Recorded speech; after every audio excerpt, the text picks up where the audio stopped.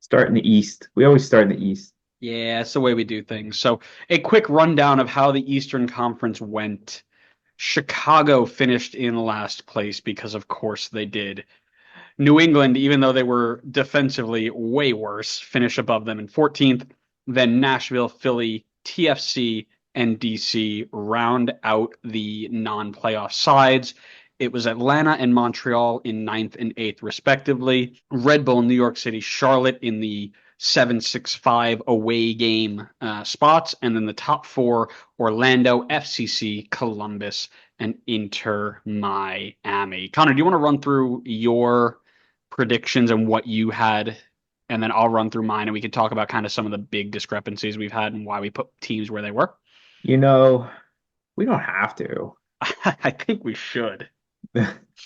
Well, I think my standings looked pretty much like you just said, so I think we're already good there. That's wild because I actually went back and looked at them, and I can almost guarantee you that's not true. You did get one right.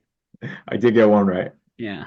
All right, so I had Toronto in 15th, DC in 14th, Charlotte in 13th, NYC in 12th, Montreal in 11th, Nashville 10th, Miami 9th, Chicago 8th, Red Bull 7, New England 6, Philly 5, Atlanta 4, Columbus 3, Cincy 2, and Orlando 1. Yeah, so like I said, terribly wrong, not even close. Where me myself was actually I was spot on if you ask anybody. Um, Not if you ask just me. just don't look it up or ask Connor, and you'll be fine. I also had TFC last, Charlotte in 14th, New York City in 13th, Miami in 12th, Nashville in 11th, DC in 10th, New England in 9, Montreal at 8, Chicago at 7, Philly at 6, Red Bull at 5, FCC at 4, Atlanta at 3, Orlando at 2, and Columbus at 1. So both of us had one spot on, a couple in the same area, but we did miss out on a couple of big ones. So I think the way we usually do this is we go anything that we were off by more than three, we cover. Is that right? Something like that. Yeah. Oh, wait, I got two spot on. I'm better than you. Yeah. Listen, we're So only one conference in. Just wait till the West. no. We don't need to talk about the West. We're okay. Yeah. So if we go by that logic, I think we're talking about every team. So let's just start at the top. Pretty much. Yeah, we'll start with TFC, and I will just jump here and say that my prediction was based off the assumption that both Italians were not going to be there. They had a terrible offseason window. They didn't bring anybody in to help out from them being terrible last year, and I thought that they were going to lose both designated players. So I had them finishing dead last, and not like Connor thinking they'd be the worst team ever, but I did have them finishing dead last. You can't pretend I was the one that made that quote when it's literally in recording that you were the one that made that quote. Listen, nobody listens to our stuff anyway, so there's no proof of that. I think there was a decent amount of downloads for at least that episode. And if there weren't, then there will be now. Which Um, episode is it? Should they go check it out? it's the not so deep dive for Toronto. Yeah, I mean, there's no point in checking it out now. The not so deep dive isn't really applicable anymore, but you could still check it out. It's a good episode. I think people Um, should just rewatch all of our stuff all of personally. it, every single one. There's going to be a quiz at the end of the class, so make sure to take notes as you watch them. Yeah, my assumption was based on pretty much what you had said as well. Like if Bernadeschi and Insigne left, like they were potentially rumored to, I think this team is 15th. I think they finished bottom of the East. They were only 7 points off of it anyway, and Bernadeschi was arguably their best player this season. So taking away their best player and another player who wasn't really on the field a ton, but when he was at least good enough, I think would hurt this team a lot. So I don't think it was a terrible prediction from either of us. At the end of the day, we still got it right that they'd miss the playoffs. But at least I have solace in saying that I did not call this the potentially worst team in MLS history. I see now if you said it about another team from this season, you would have actually been pretty spot on, but you just said it um, about the wrong team.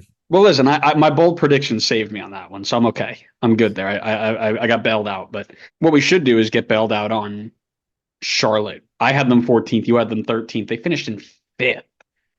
By the way, this tells you something about how difficult MLS is to predict.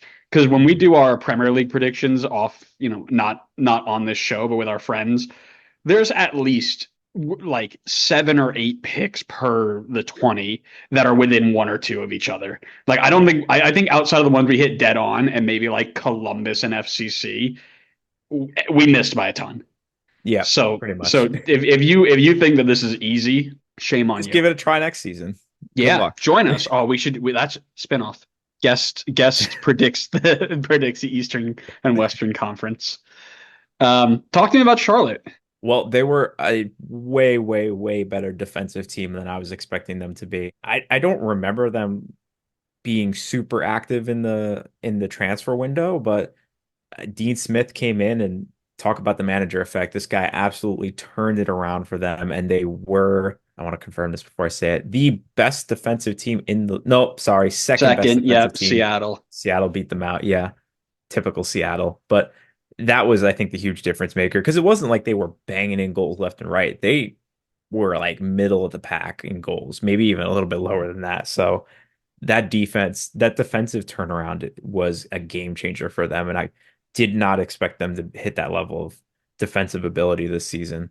Yeah, and spot on, right? I remember vividly being like, "Oh, you're running back with Addison Malonda and Andrew Privet, game over." And I think Kalina was like on and off hurt too. So like, oh, Dean Smith is coming into a nightmare and he's gonna have to revamp and whatever.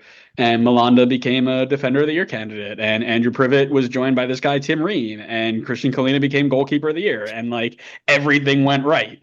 Not to mention Patrick Odjiman, who was revitalized and became a really, really solid option for them. And the belief that their system was gonna work. And that is something I didn't expect to see.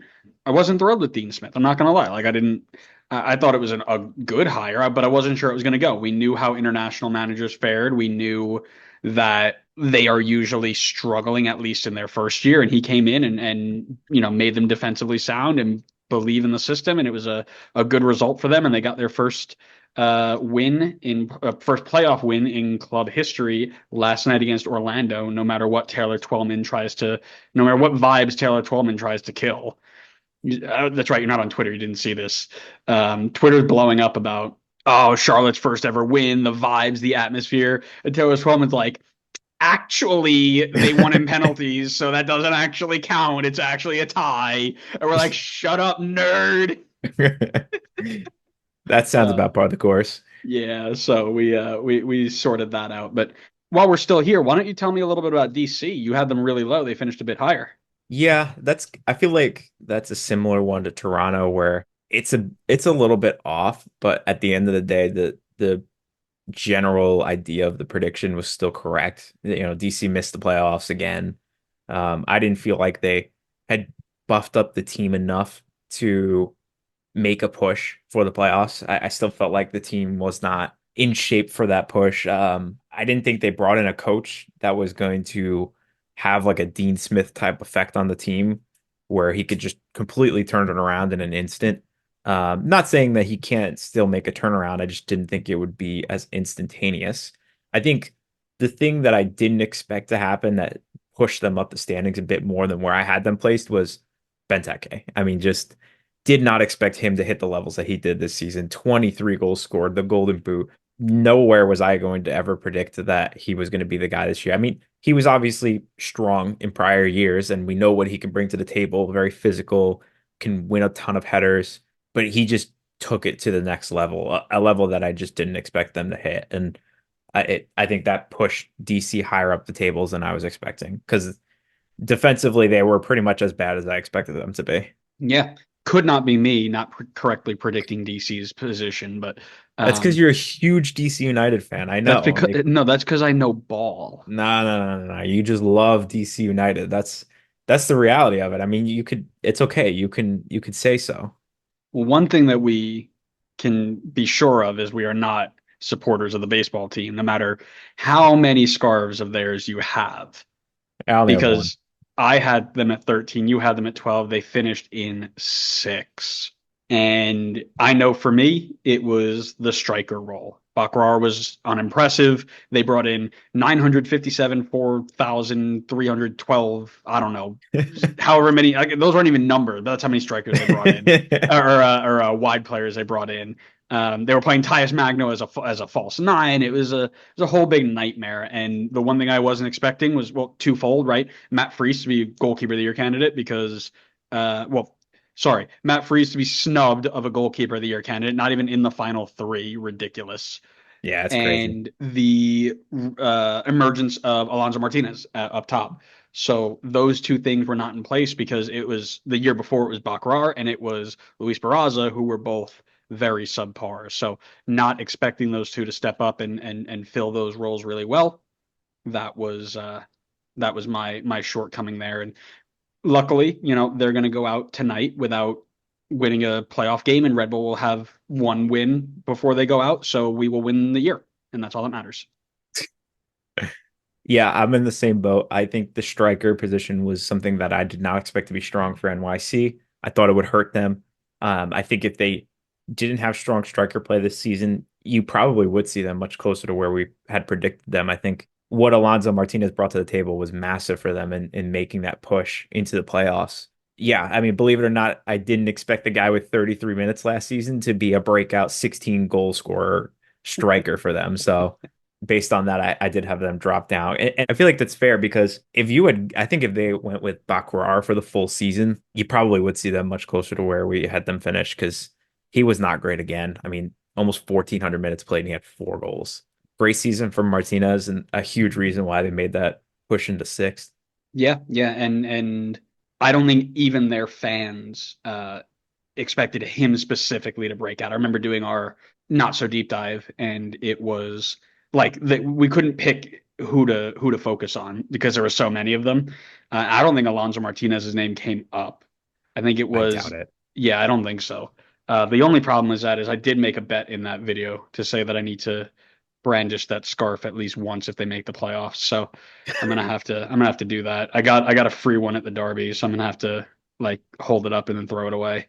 That sucks. That's good. You got it. Yeah, I mean, you got to stay true to your bet. Yeah, no, listen, I'm a man of my word. I will not go back on that, but it will be painful. But not as I painful as having to face the messy, laden Inter Miami Twitter supporters who won the supporter shield after I said they were missing out and you said they were going to barely get in. I've said this before. They did what everybody expected them to do and play a ton of games without their star players. My bold prediction, I think I haven't gone back and count it, but I'm very certain it's true. They did not play more than 20 games together, the four Barca stars. I'm almost certain they didn't. What they did do was dig deep into their youth and their bench players and their reserves and grind out results. What was it? Nine games without Messi and 8 wins or something like that in a certain stretch. Like that sort of stuff was completely unprecedented and unexpected, and that is what threw me off. Like I think our predictions were correct in that they were going to have a ton of time without those players. They just played better than I thought they would have. mean, I think we had to have some expectation that when they were going to be out on the field, they were going to be really, really, really good. And they definitely were. For me, I think the biggest surprise, and I'm going to give credit to Tata Martino, was like you said, what they were able to get out of their bench. Like we knew they had depth. We talked about it. They were signing players left and right across last summer's transfer window and this winter transfer window. And then it really paid off. I mean, it was absolutely the right call. They needed to tap into that depth, and they did, and the depth stepped up. And I think that's a lot of credit should go to Tata Martino and the way he was able to get the most out of all the players on this roster. And even without Messi or Suarez on the field, he was still able to pick up wins, even if they weren't blowout wins. I mean, if you can find ways to get wins when those guys aren't on the field, that's huge. Because then when they are back, that's when you do start blowing out teams. I think we didn't expect the depth to step up as much as it did. And without the depth, and they probably still finished better than what we predicted for them, but they'd probably be much closer to what we had thought. Correct, correct. Well, Nashville, we both had missing the playoffs and they missed it, and we were relatively close 10, 11. They finished 13. So not, and we talked about them in the what went wrong. So not too much to talk about there. Montreal, you had out and they got in. Let's chat. Well, I'm not too far off on that one. That's only 3 spots. Yeah, but it is out of playoff versus in. So Yeah, Montreal loves to find a way to get into the playoffs when we probably have no business being in the playoffs. I don't really know what to really say on it. I mean, I guess like because I can't even really say like, oh, they were much better defensively or they're a much better goal scoring team than I expected them to be. Because to be honest, they really weren't. They finished with a minus 16 goal difference. It was pretty poor. I mean, maybe I could go with like I mean the goalkeeper spot, I guess, but even then, still like not great. I mean, I don't really know what I don't really have an explanation for the Montreal one. I mean, I think they just found a way to. I guess maybe the best thing I could say is I think Courtois did maybe a better job than I had expected him to do. I think I'd go with that because I feel like when a team has the end stats that Montreal does and you manage to get yourselves into the 8th seed in the playoffs, probably a good job done by the coach to get results in these games. So I'll just go with the fact that Courtois did better than I expected. Uh, well, again, couldn't be me not correctly predicting that team's positioning. Um, Sometimes you just got to know things and be better than everybody else, and that's what I did.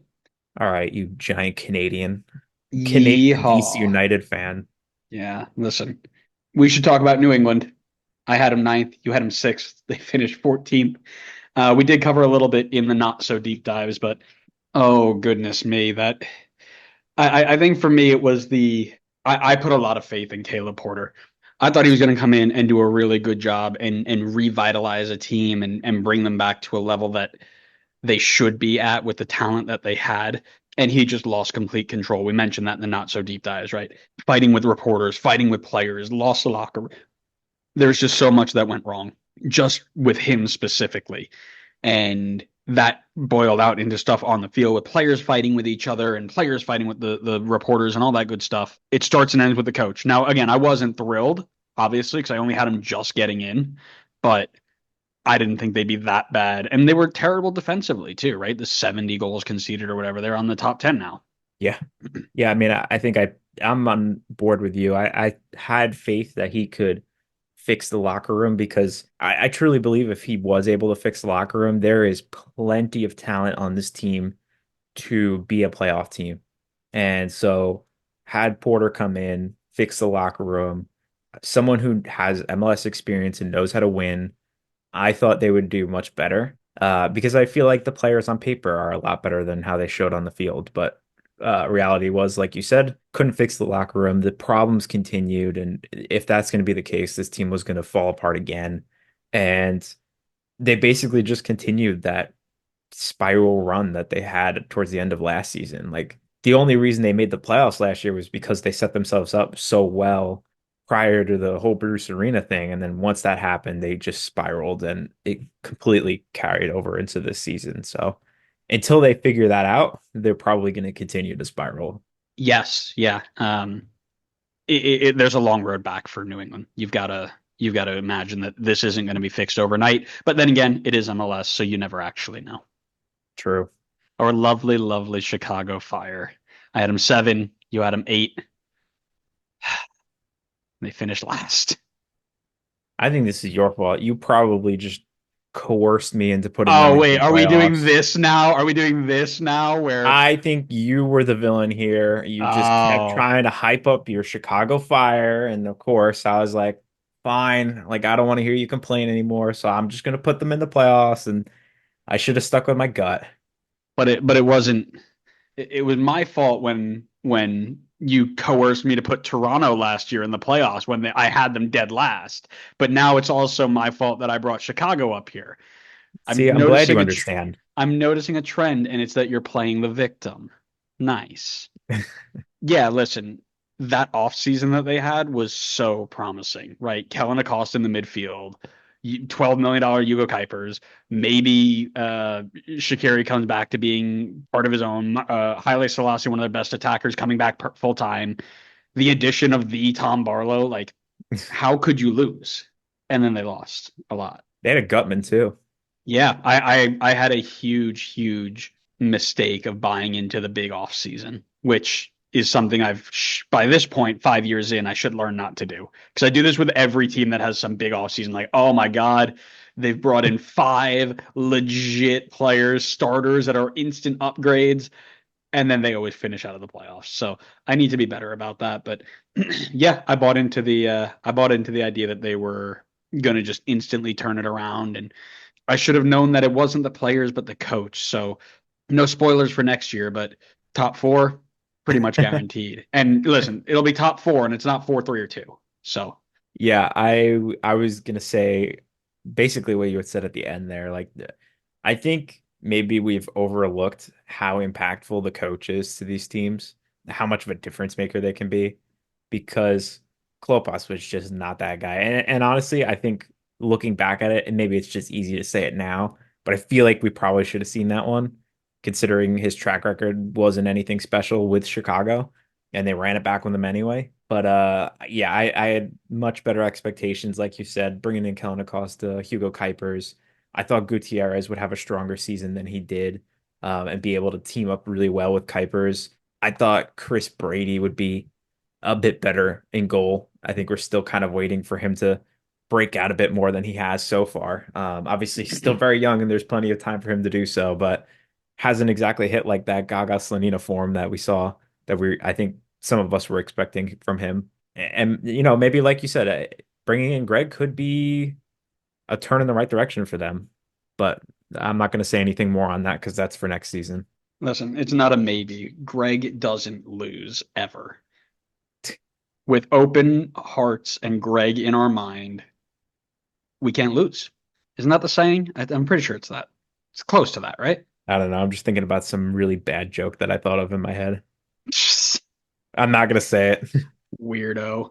Um, what we should say are some things about the Philadelphia Union, who I had six, you had five. They finished out of the playoffs in 12. Talk to me. For Philly, I feel like we covered it a lot of it in the what went wrong that we did for them. So definitely check out that one if you want a little bit more details. But some of the things that I had said for them was obviously missing half a season of Andre Blake is crucial.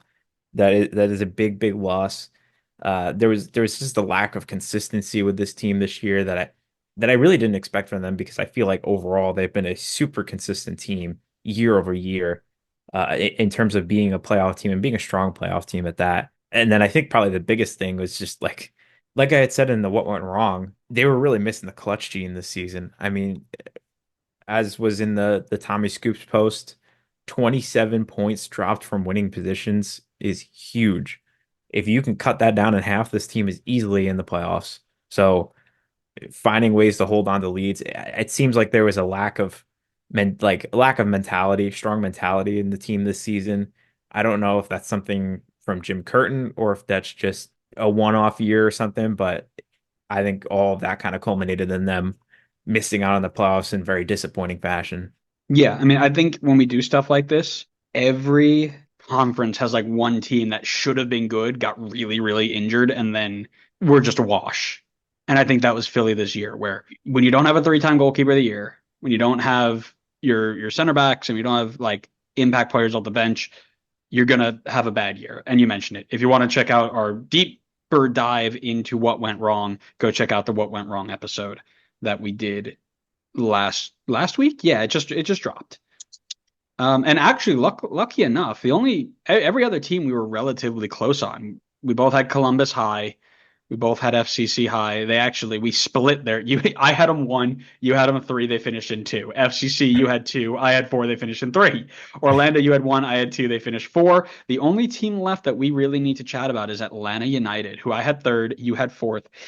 They finished just barely into the play-in game, beat Montreal, and then are like one Brad Guzan miracle performance away from being knocked out of the playoffs. So Listen, not all of us can have cupcake first round. Some of us have to play against the greatest player to ever live. cupcake first rounds. Yeah, cupcake That's first so rounds. cute. Atlanta's an easy one. Like we could be honest with it. There's no way, shape, or form we were expecting I think we all knew Almada was going to get sold, right? But none of us were expecting Yakumakis to get sold as fast as he did.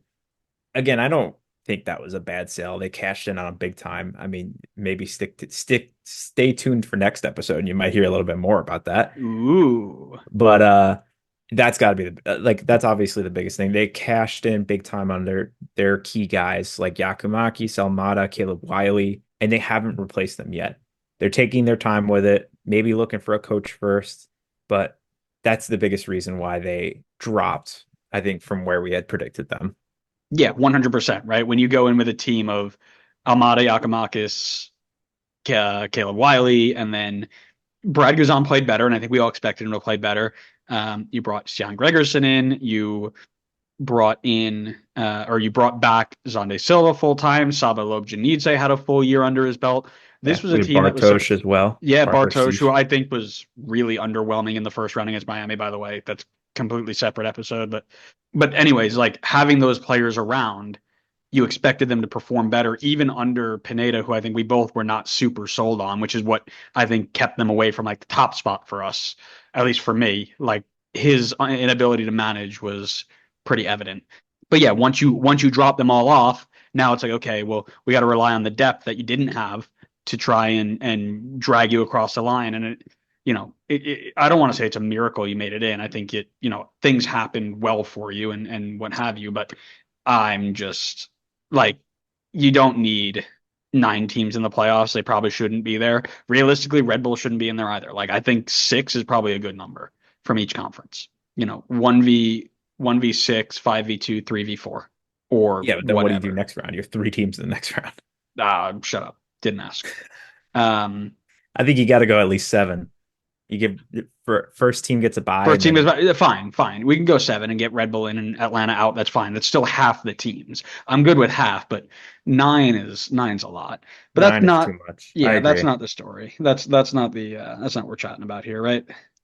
It's funny though, because I feel like in the Western Conference, it felt like a good cutoff point, but the East, it didn't. I feel like East felt like 7 would have been the right cutoff point, and West felt like 9 was the right cutoff point.